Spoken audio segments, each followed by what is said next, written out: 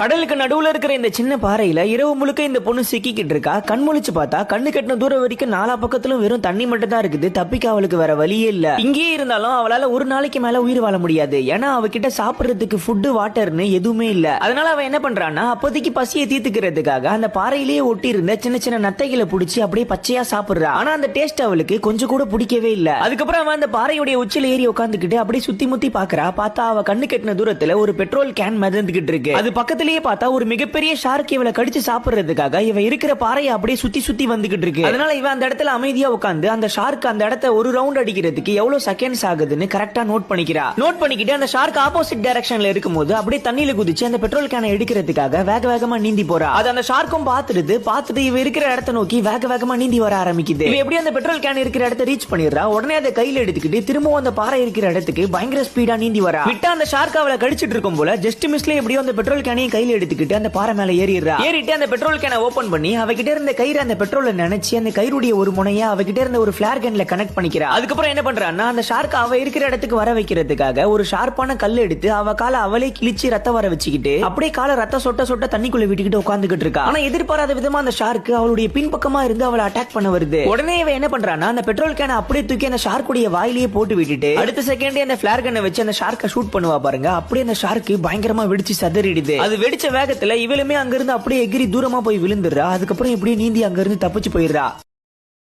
Download ShareChat.